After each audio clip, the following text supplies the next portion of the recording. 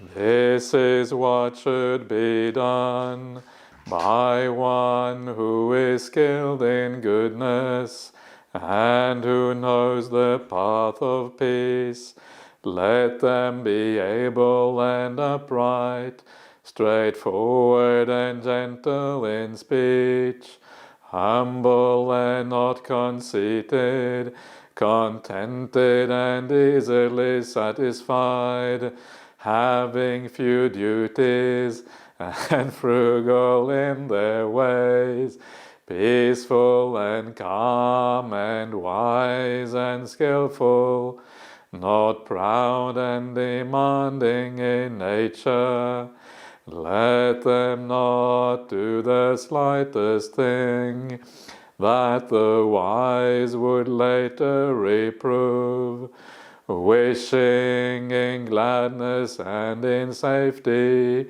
May all beings be happy, whatever living beings there may be, whether they are weak or strong, omitting none, the great or the mighty, medium, short or small, the seen and the unseen, those living near and far away, those born and to be born. May all beings be happy. Let none deceive another, or despise any being in any state.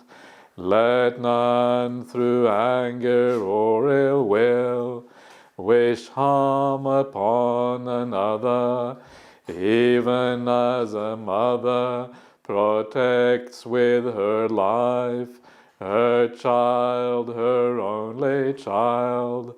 So with a boundless heart should one cherish all living beings, radiating kindness over the entire world, spreading upwards to the skies and downwards to the depths, outwards and unbounded, free from hatred and ill will, whether standing or walking, seated or lying down, free from drowsiness.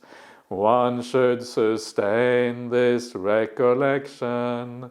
This is said to be the sublime abiding, by not holding to fixed views, the pure-hearted one, having clarity of vision, being freed from all sense desires, is not born again into this world. Okay. So, there you are. That is the Metta Sutta. And now I will, as usual, just do a little bit of an introduction to meditation. And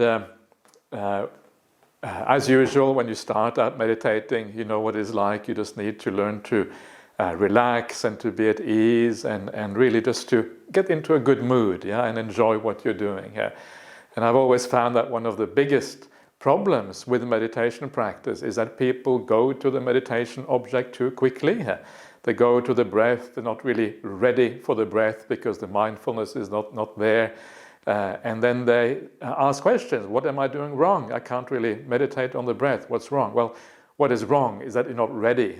The mind doesn't have the mindfulness to enable you to stay with the breath. So one of the critical factors with meditation is always the idea of establishing mindfulness first, waiting for the mind to calm down, waiting for the disturbances of ordinary life to die down. And this is what happens if you just wait peacefully in the present moment. Things tend to die down, and then gradually you move towards a more clear state. But what you find is that even though you do this, even though you sit back and you kind of allow things to calm down, very often it's not enough. It doesn't really need to clarity always. Sometimes it may do, sometimes it does not. It's a bit unreliable, essentially, just kind of sitting back and waiting here. So there's two things that we can do. One of them is to remind ourselves to let go of the things of the world. And this, I think, is a very important part of meditation practice, to let go of things of the world and to remind yourself of the unreliability of worldly things. And just to, and when you remember the unreliability, which is just one way of thinking about the problems and the suffering of the world, you lose interest in the world. And when you lose interest in the world, it's much easier to stay with a meditation object. But sometimes that's not enough, because sometimes when you focus too much on the negative in the world, sometimes you can feel maybe a bit sad or depressed or a bit kind of despairing. Why is the world so difficult? And you kind of feel this kind of sense of what a terrible thing it is to be alive and all these kind of things. So you have to balance that out. And you can't really just focus on the negative, because it leads to an imbalance in the mind. So a very important point is then to actually bring the mind to something uplifting, something which kind of gives you that extra boost in the mind, with a bit of joy perhaps, or a bit of lightness in the mind, and all of these kind of things. And this is a very important balancing game. On the one hand, saying, enough of the world for now, at least during this meditation, rejecting the world for a while, not being interested in the world. That's one side of the balance. And the other side is to build up the positive qualities, build up that sense of joy and happiness, and yay, wow, this is wonderful.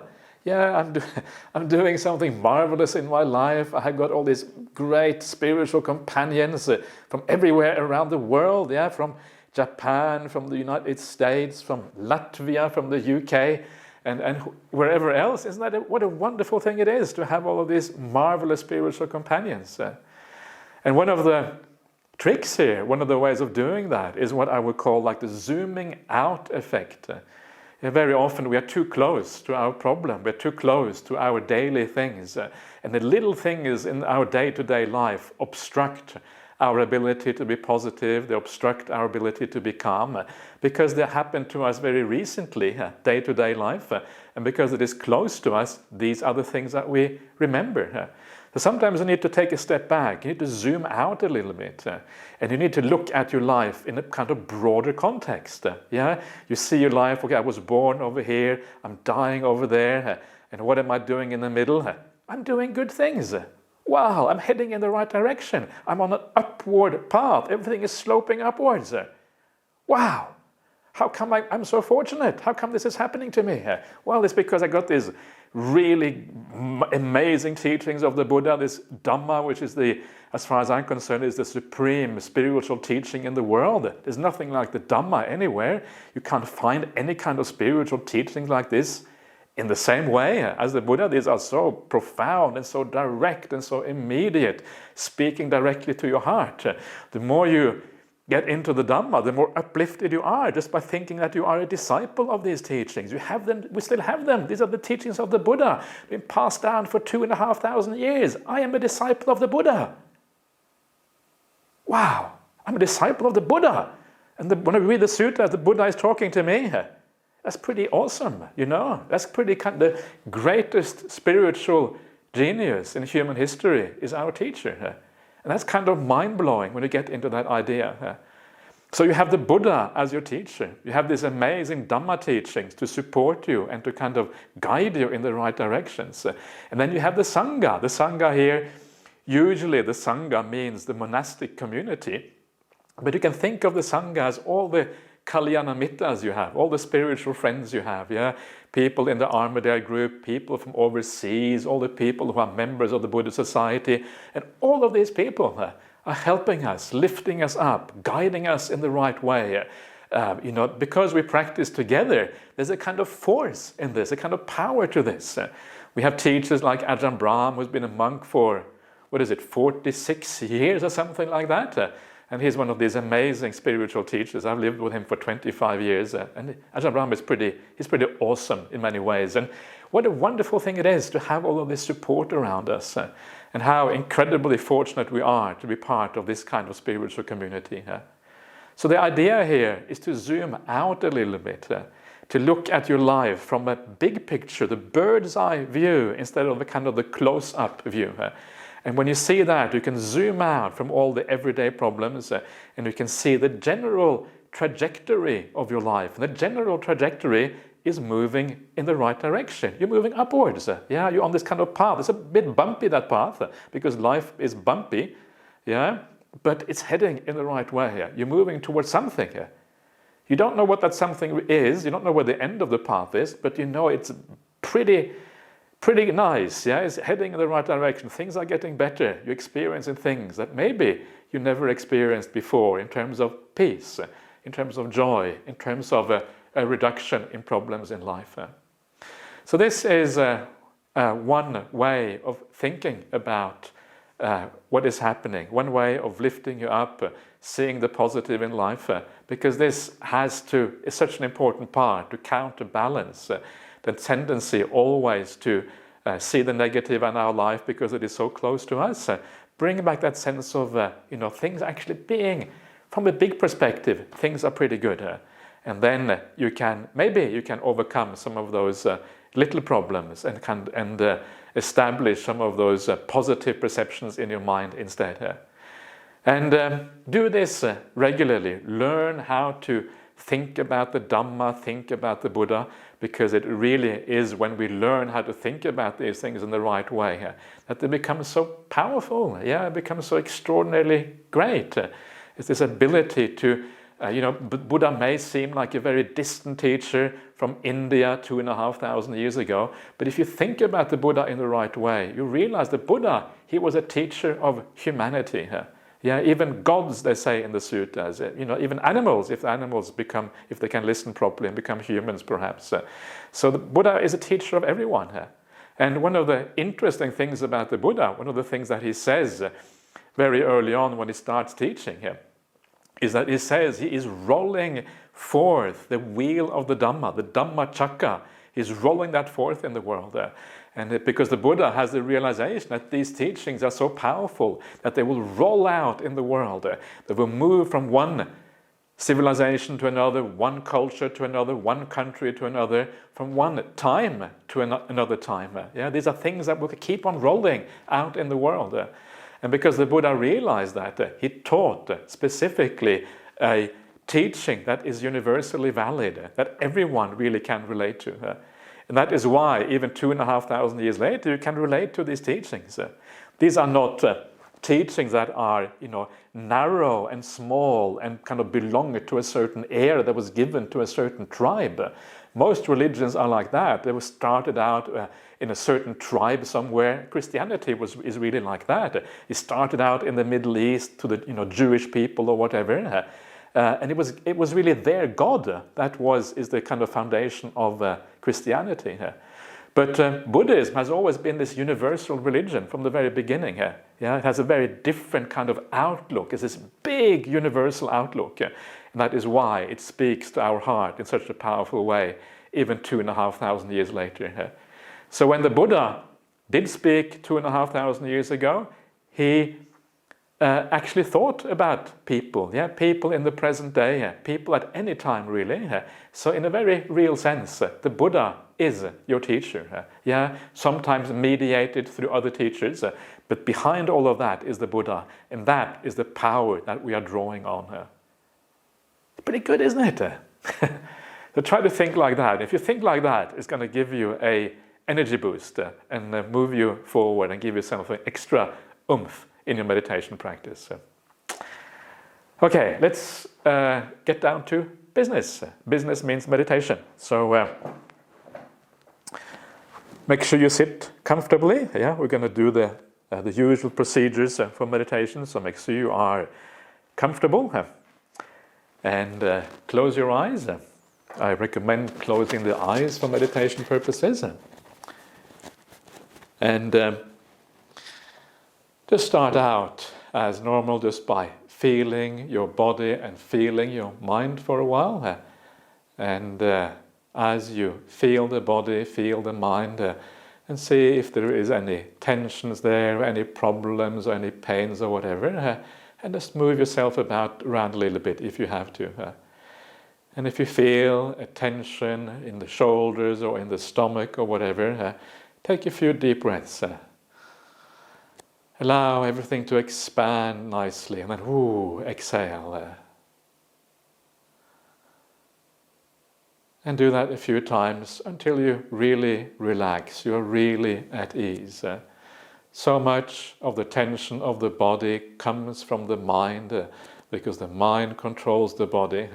So if you are able to focus on the body and just relax the body, the mind also comes along with it. So start out by just relaxing, sitting back, and just enjoying what we're doing here.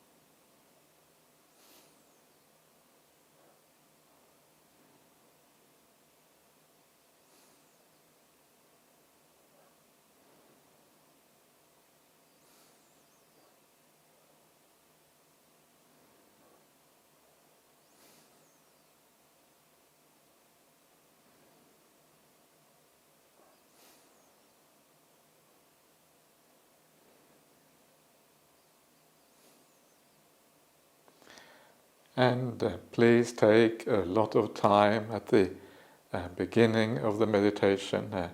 It is now that you create the foundation on which the rest of the meditation will be built. So make sure the foundation is solid. And a solid foundation is a foundation of just being at ease, of just letting go, of allowing things to be.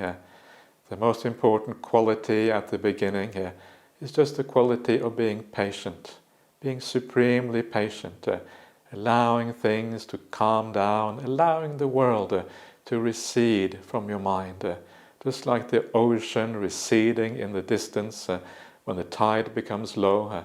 In the same way, you allow the world to recede and you come into the present moment instead. But it takes time. Allow it that time. Give it that time.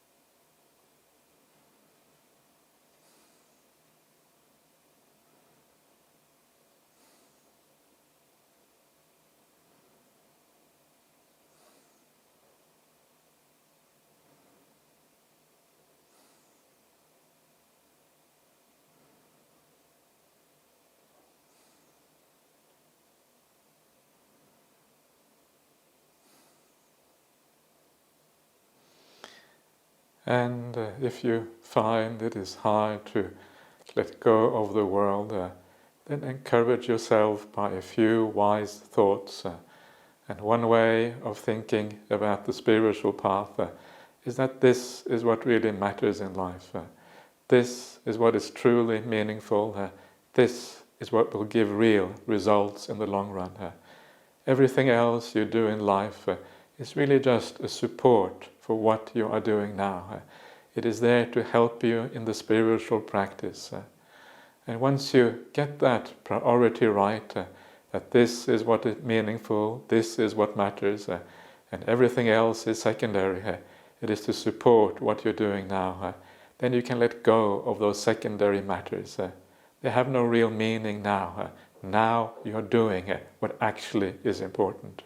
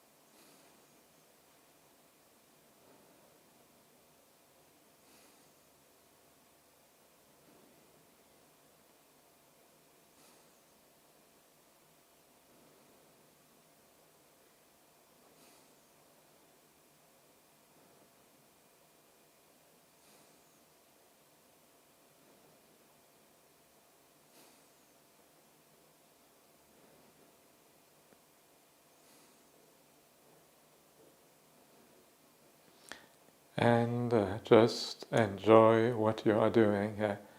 Never forget that meditation is supposed to be an enjoyable and positive experience. If it isn't enjoyable, you have to ask yourself why that is the case. Maybe you need just to relax a little bit more. Maybe you need a slightly change in attitude or whatever. But always look for the comfort, the ease of the body.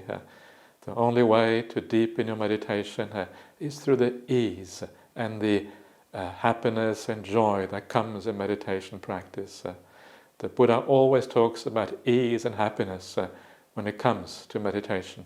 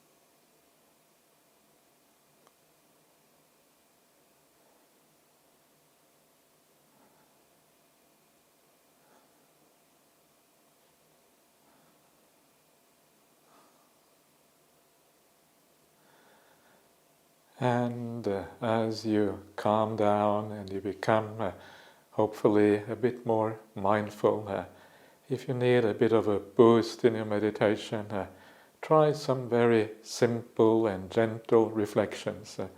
Just turning your mind towards something positive and beautiful.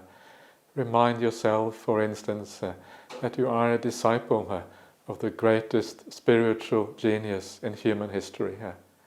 What an amazing thing that is, to be a direct disciple of one of the most amazing personalities to have walked on this planet. And here we are in the present day. I too, each one of us, is a disciple of that person. What a marvelous thing that is. What a tremendous potential that has in terms of spiritual progress and spiritual benefits. So rejoice in that. And take that to heart in a deep way, and it will brighten you up and make sure that your future is bright too.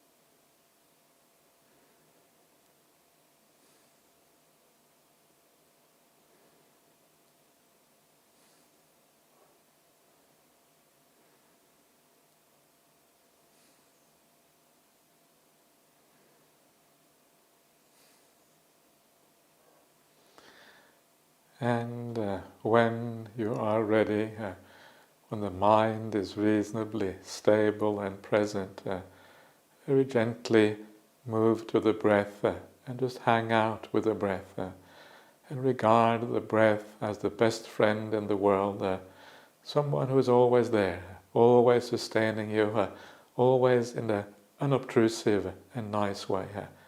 What a marvelous friend this breath is.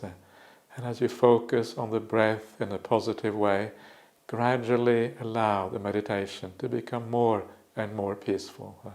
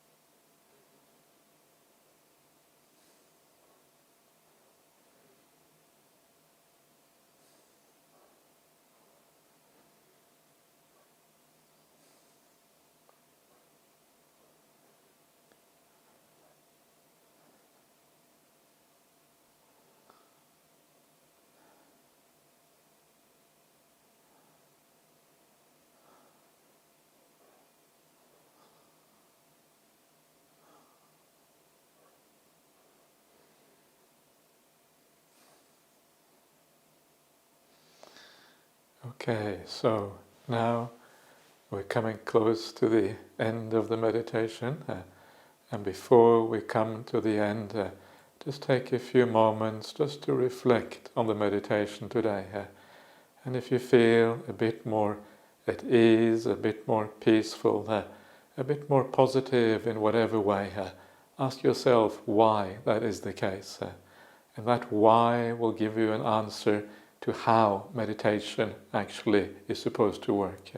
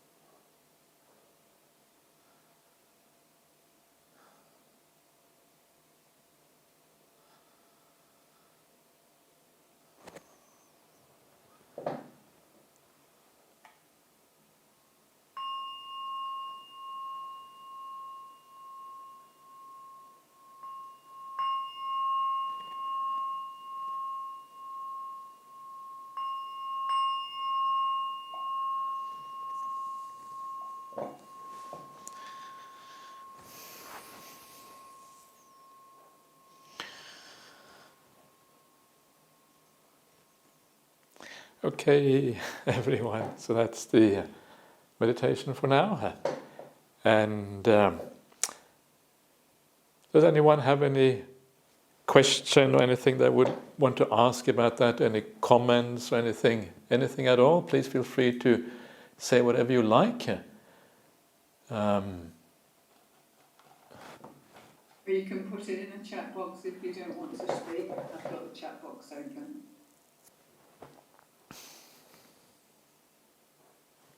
If I may, this is Martha. I would like to ask you to talk a little bit more about how the life outside meditation supports meditation as opposed to vice versa, because I've been thinking about it the exact opposite way. And because I just got called into work 5 hours early, where there's a significant amount of incorrect speech in the way of gossip and backstabbing and whatnot. Yeah. Wrong stuff up. Thank you. Yeah, sure, of course. No, I think it's a very good question. It's a very important point actually, because if we get this wrong, then it becomes very much a hindrance in our meditation practice. And I will give you an example. If it's very common in the world to meditate to support your ordinary life, and I can understand why people do that, and I think in some ways it is fair enough. But the problem is that if you meditate to support your ordinary life, you are making your ordinary life more important than the meditation. Yeah, the meditation is just a support, and your ordinary life is what really matters. And the problem with that is that as soon as you sit down and you start to become peaceful, you will start to think about those things that matter to you, those things that are important. And if you make your ordinary life more important than the meditation, it means you're going to start thinking about the problems you have. You're going to start thinking about the bad speech at work or whatever it is, yeah? Because this is what actually your life really consists of at the end of the day. Yeah? So this is the problem. It actually encourages us to lose our track in meditation and to kind of go back to our worldly existence.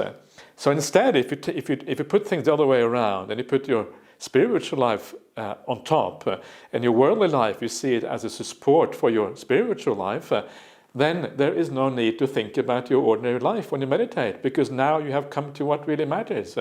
The ordinary life is actually secondary, so why should you think about those things that support what you're doing now when they are just a support, and this is what is actually meaningful to you. So by turning things around, you can stop yourself from being so affected by the world around you, and for your mind going back to those things. Now you're doing what really matters. And it is important to understand this in the right way. It doesn't mean that we don't care about our ordinary life. It doesn't mean that we don't, look after our family, look after our spiritual companions, and we even look after our work colleagues or whatever it is. It doesn't mean that at all. In fact, it means the exact opposite. Because if your ordinary life is going to support your spiritual life, you have to live your ordinary existence in a good way. Yeah, you have to be kind to people. You have to care. You have to have compassion. You have to be a kind of a beacon for other ones in the world. Because unless you live your ordinary life in a spiritual way, it is not going to help your meditation practice. It's not going to actually be a support. When you sit down and meditate, it's not going to work any longer. So, in a sense, what we're doing here is that we are integrating everything that we do. Absolutely everything. Every thought you have, if you like, every word that you speak to people around you, every action that you do, you integrate all of that into your spiritual life and make your life a spiritual practice. Integrate it. Whether it's with your family, your work colleagues, your spiritual colleagues. When you're sitting by yourself, you just make friends with yourself, yeah? Which is an extraordinarily good ability to have, just to be friendly with ourselves. And as you do that, you are really boosting your spiritual practice. You are making your ordinary life more meaningful. And when you come down to sit on your cushion and do your meditation practice, your meditation is also going to be far more powerful as a result. So see if you can use that perception a little bit and see if you can kind of shift things a bit and see what happens. Does that answer? You want to add anything more, Martha? Or? It does.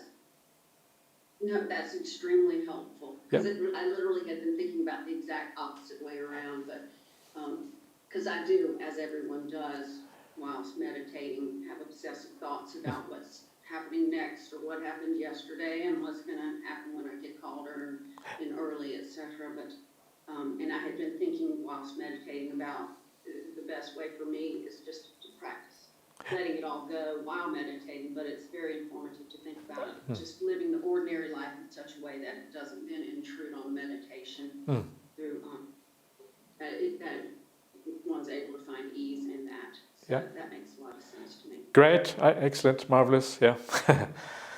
Okay. Does anyone else like to say anything? Yeah. Actually, I would thanks. Yeah.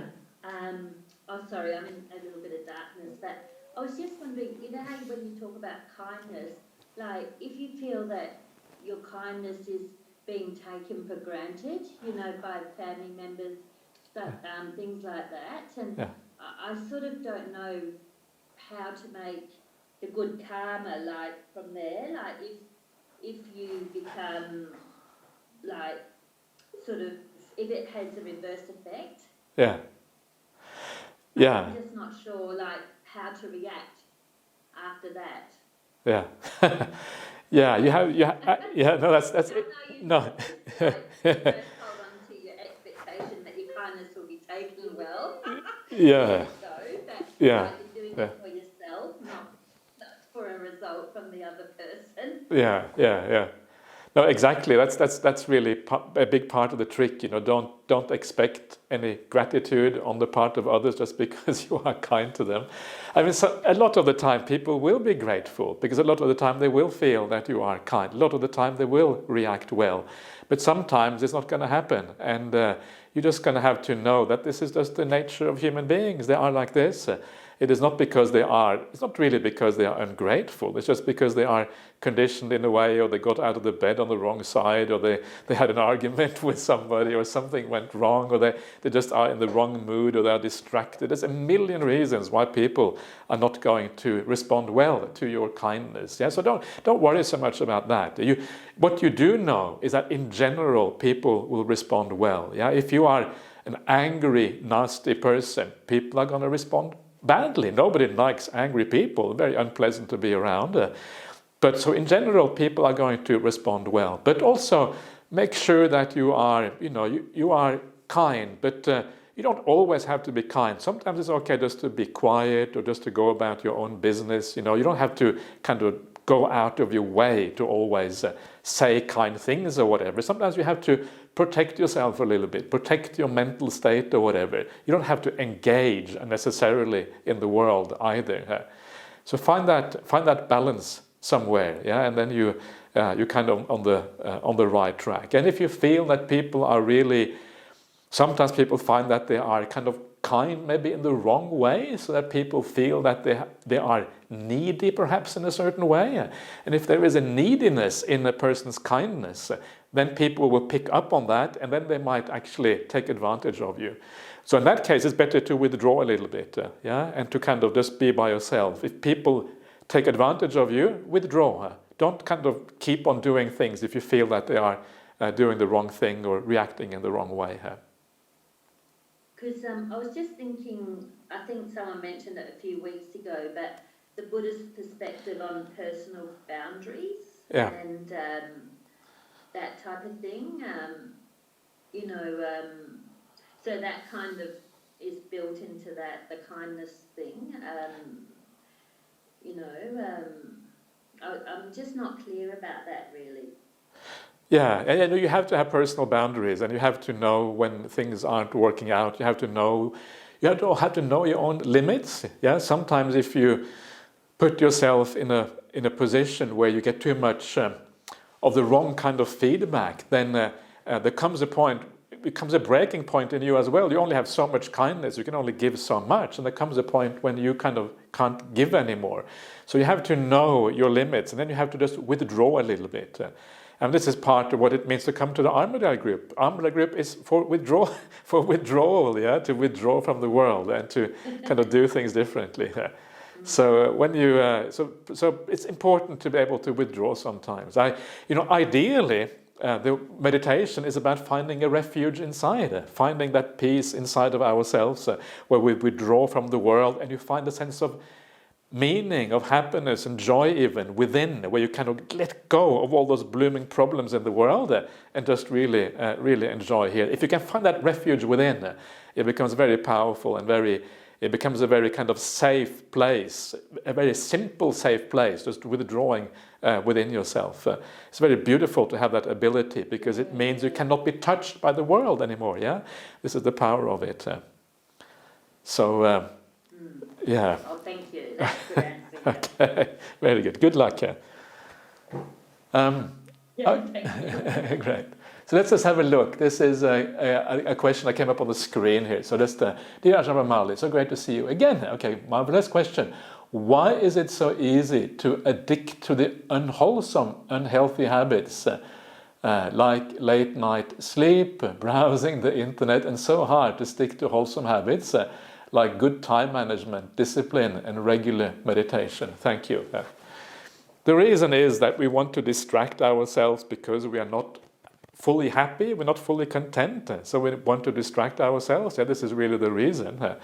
And this is one of the reasons why it matters so much to enjoy the meditation. Because if you enjoy the meditation, that is when you will come back to it. That's when you get addicted to meditation, because you are enjoying it. And it's okay to be addicted. It's okay to be addicted to kindness. It's okay to be addicted to compassion. It's okay to be addicted to the peace of meditation, because these are positive things, and it leads in the right direction. If we don't have a little bit of addiction to kindness, well, we're not going to be kind. So it's okay. So that is the trick. So you have to learn to enjoy these other things, and then sometimes you have to learn to make a barrier between yourself and the things that you don't want to do. Yeah. So if you find that you are spending too much time on the internet or whatever, then make it difficult for yourself to access that internet. Put your device or whatever is, lock it away and make it hard for you to access it after a certain time or something like that. Do something that makes it more difficult. And then by putting a little bit of a barrier between you and the thing you shouldn't be doing, that often helps you to to stop you from doing things that you don't normally, probably isn't good for you in the long run. But you're quite right. This is a very serious problem, this idea of being able to withdraw from the world. And in the long run, the only way to do it really is to see that it is detrimental to you. It doesn't really work. And one way that the Buddha teaches to overcome that addiction to things is to remember you're going to die here. Yeah, and you don't know when death is going to happen. And if you're going to die tonight in 2 hours, are you going to spend the last 2 hours of your life surfing on some stupid website? No, right? There's no way you're going to go to those websites if you're going to die in 2 hours. But the problem is it's always a bit like we're going to die in 2 hours, because we never know when it's going to happen. Yeah. So the death contemplation, don't make it into something unpleasant. But if the death contemplation is used wisely, it reminds you of the value of your time. Yeah, time is so valuable. Now is the opportunity to do something right. Yeah, simple things like that can turn your mind in the right direction, and then hopefully can make you get your priorities right. It's really a matter of getting our priorities right. Then sometimes go on a retreat. Yeah, Jhana Grove is now gradually opening up again, our retreat center here. Come here, because then it's much more difficult to use your devices and things, and do things like that to kind of get you out of your ordinary habits, out of your ordinary, a little bit out of your comfort zone. Yeah, and then there's more likely you'll be able to focus in the right way. But it is difficult, especially today when the world is so utterly, when we're always kind of online. It's actually, I don't really know if the world we have now is all that wholesome, to be honest. Sometimes you wonder whether we actually just on a kind of destructive path, to be honest, and whether we need to kind of correct our world a little bit. Anyway, I wish you good luck. There's no easy answers to these things, unfortunately, so you have to just try and test and try to find the right way here. Thank you, Ajahn, and AMG, I am off to work. Okay, off to work, Martha. See you later. Bye-bye. Okay, good. So that is the questions we have. Does anyone have anything else they want to say? Everyone happy? Anyone unhappy? Ajahn Bramali, can I ask a really difficult question? Absolutely. Yeah. So I'm relatively new to meditation. Yeah. So how do I know that I have sufficient mindfulness to watch my breath? So it's like every time I watch my breath, I feel like I'm controlling it. So Yeah. How do I know I have the sufficient mindfulness to watch my breath? Yeah. Thank you. Yeah, that's a really, really important question, and it's a very, very difficult one to give an absolute answer to. You're really going to have to try a little bit. Yeah, you're going to have to test it out yourself a little bit to find out what the right time is. But in general, you can have some idea that you don't want to. The mind should really have settled down a lot. Yeah, there shouldn't be a lot of thinking in your mind. That's the first thing. It should be fairly settled down. That's the first point. Occasional thoughts, of course, you're going to have them, but it should be reasonably settled down, and there should also be a reasonable degree of clarity. Yeah, there shouldn't be like you are feeling really tired or really kind of, or very restless or anything like that. But you should feel not too much thinking and a certain degree of clarity. Now, to know exactly how much peace and how much clarity you require, you're going to have to test it out yourself. It's almost impossible to convey that, but over time you will kind of find what is appropriate. Yeah, and in the meantime, while you're waiting for the clarity to arise, what you do is you use little techniques, the kind of things I was talking about today. Yeah, things that turn you away from the world, that makes you understand that the world is a problem. Actually forget about the blooming world and kind of enjoy the meditation instead. Come back to the spiritual path, which really is the only meaningful thing in life. And also the joyful side. Use little techniques just to kind of guide your mind in the right direction, so the mind kind of understands where it is supposed to find meaning and where it is supposed to find something positive. All of these things are you just have to develop them basically over time, and then gradually they come together. One of the things about life is that life is very up and down, and even more so as a layperson than as a monastic. As a monastic, life is more stable. So you can expect that days will vary enormously. Some days you may feel really inspired, you may feel really happy because something has gone well or whatever. Your meditation flows like, whoa, this is it, I'm almost enlightened now, there's no turning back. And the next day it's completely terrible. And you thought you had it all together, but actually you didn't at all. You didn't realize how conditioned the mind was. So expect the mind to be very fluctuating like that. Don't expect to have a kind of steady thing. And try to learn from each experience. Every time you will, if you contemplate at the end of your meditation and you look for the signs that the meditation is either improving or declining, and then you start to understand, look at the causes for why that is happening. That is how you learn about meditation practice. And you learn about it from your experience. And that is the best way to learn, because then you see it directly in your own mind. You see the causality. If I think like this, it leads to that. If I perceive like this, it leads to this thing. If I think like this, then I let go of certain things. And in this way, you kind of understand the processes of the mind and how the mind works. Okay, good luck. Yeah. Okay, everyone. So time is going faster. Anything else anyone else would like to say? Or is everyone... I only want to say, Ajahn Bramali, thank you very much for your workshops you were doing. I was watching the last two, the dependent origination and the nasal eightfold path. Okay. And I think absolutely, no, they are brilliant. It's very, very good information because you get a little bit more in-depth information and knowledge about the things. Yeah. And thank you very much for doing that. And hopefully you are doing much more or many more. Okay, marvelous. Yeah. No, thank you for that feedback, Uli. That's very kind of you to say that. One of the things that we try to do at the Buddha Society, we try to do things in different ways, to teach the Dhamma in different ways, because you learn different things depending on how you present this.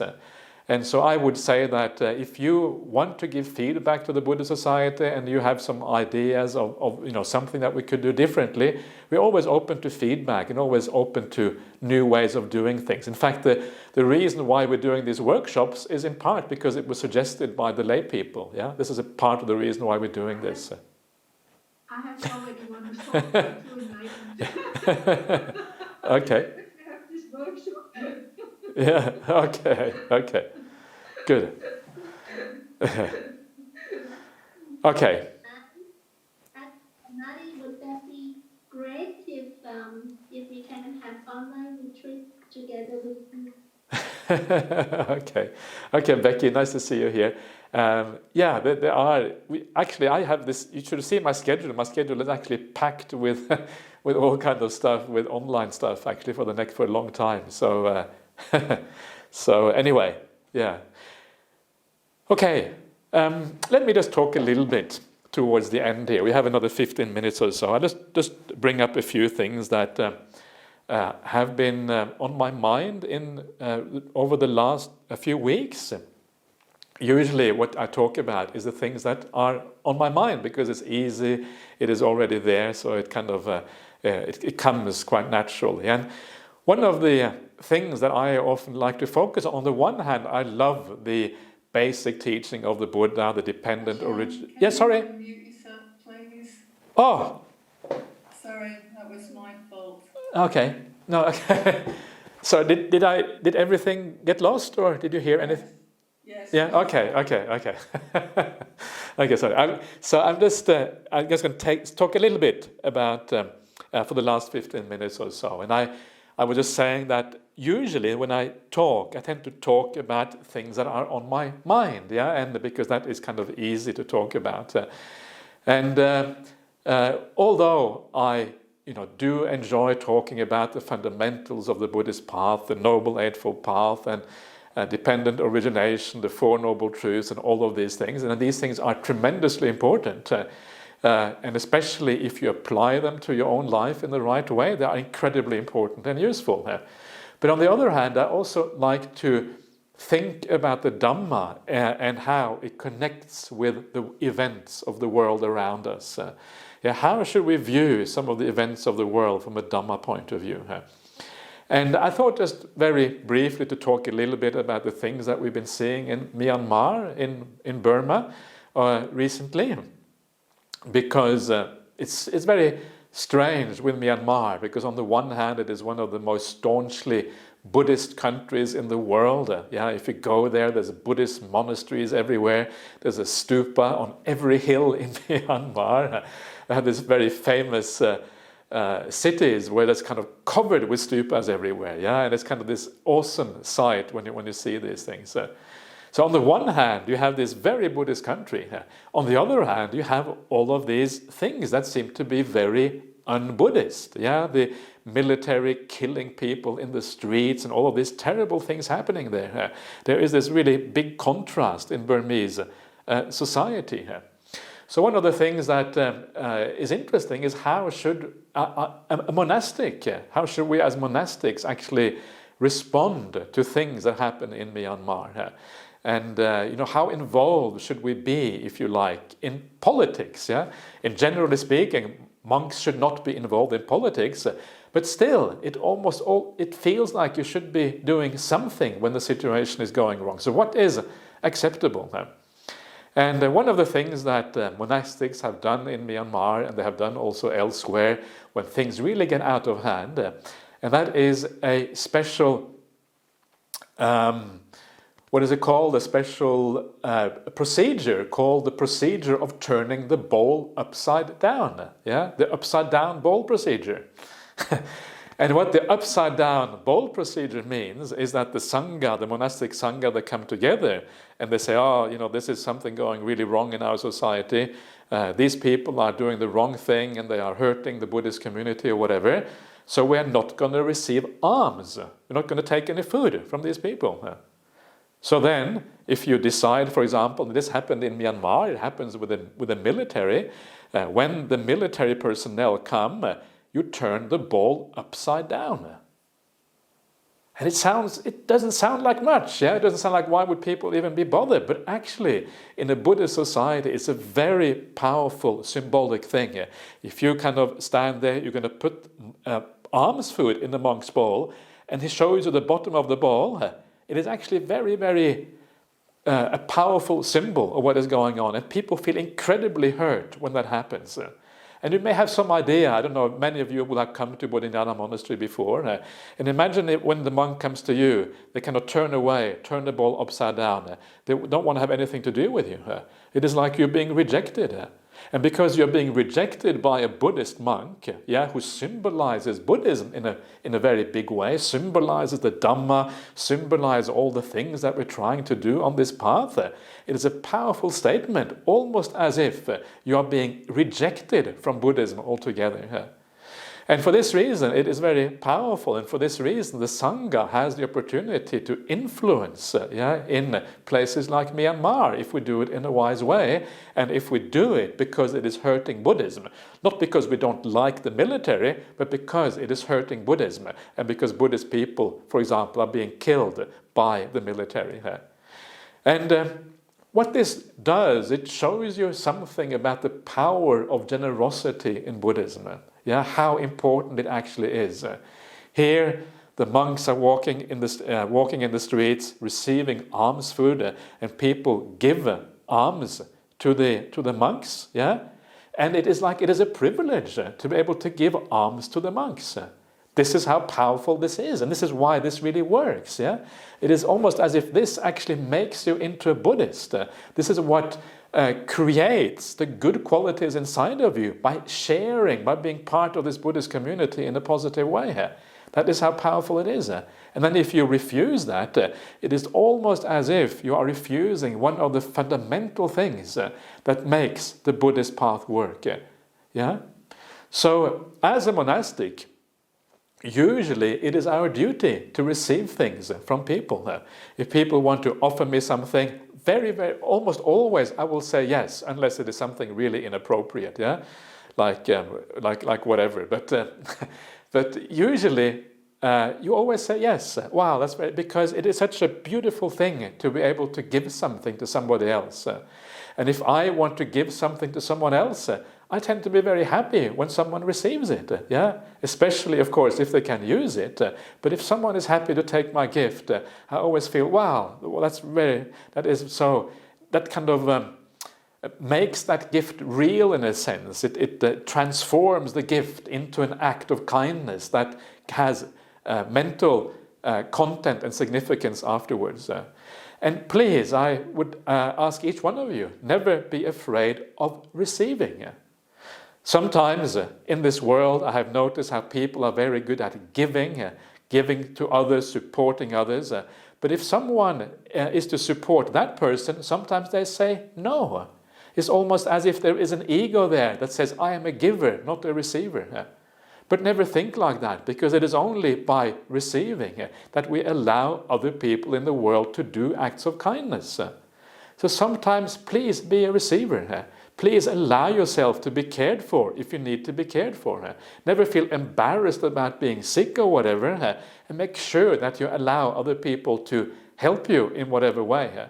Because when we give and we receive in this way, that is when we are building up together the qualities of being true Buddhists and building up the qualities that allow us to move forward on the Buddhist path. It's such an important thing. And we should never be too proud to receive. If we are too proud to receive, there is an imbalance inside of us. We need to balance that relationship out, and then we are on the right track.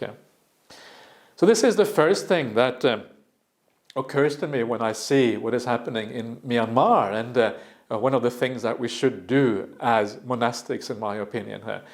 The other thing that we should do, and we should always condemn violence. Yeah, we should never be afraid to say that violence is wrong, because this is such a foundational aspect of the Buddhist path, to be kind and to be caring to other people. We should not say that the military is bad because they're violent. There's no need to mention any names, but we can just say in general that violence is wrong, and everybody will understand what is happening here.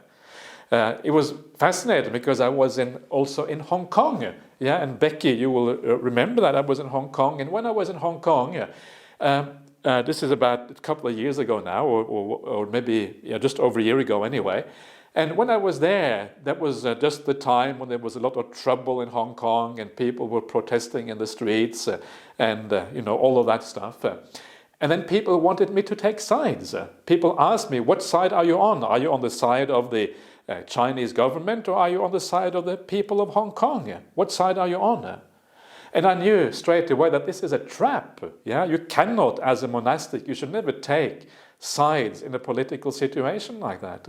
But what you can say, and not only what you can say, but what you have a duty to say as a monastic, is that violence is wrong. And as long as you say that violence is wrong, then whoever perpetrates that violence, whether the violence is coming from the government or the violence is coming from the protesters, that is where the problem is. And then people will have to decide for themselves who is acting wrongly in that situation. And in fact, this principle of non-violence, it was interesting. I came across I think it was a scholarly paper that was written about non-violent movements around the world. And according to this scholarly paper, it was basically saying that if you want to have a protest against something, yeah, like here in Australia or whatever it is, then non-violence is always the right way to go. When you are not violent if you want to protest against something, then you get people on your side and people will support you. And through history, apparently, it is the non-violent movements. Think about India and Mahatma Gandhi, for example. It is the non-violent movements that have been successful. So as a monastic, I always feel very strongly, when these situations come up, speak the Dhamma, what the Dhamma is, and then people will have to make whatever they want out of that. but that is an obligation as a monastic, and you should never really be afraid of speaking the Dhamma. Once you don't speak the Dhamma, then you can become a tool for oppression in whatever society that you're in. So this is the second thing that I think of in Myanmar and Burma, and how to resolve things. And I think it's very important that the monastics speak out in this particular way.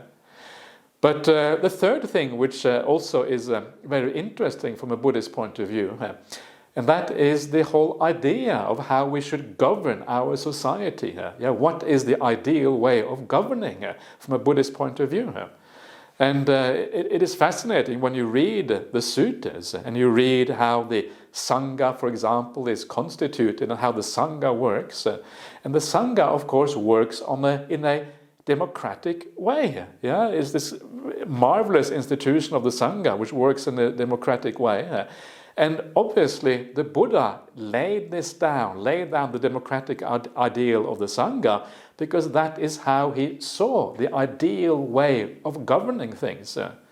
Once you have hierarchies, and of course hierarchies exist everywhere, it even exists within the Buddhist Sangha in the present day.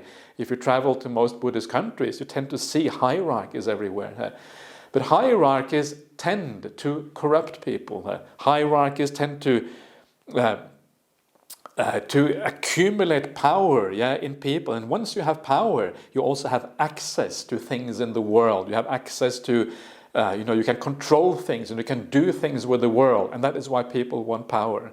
So hierarchies tend to be corrupting, and you can see that within the Sangha in the present day, because the Sangha also is hierarchical.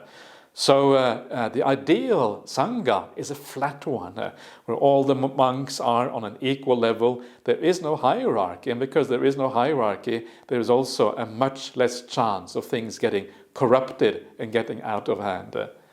And by extension, of course, the Buddha would also then, it seems reasonable to think that this is also an ideal way of also running a society in general, because this is the principle used by the Sangha itself.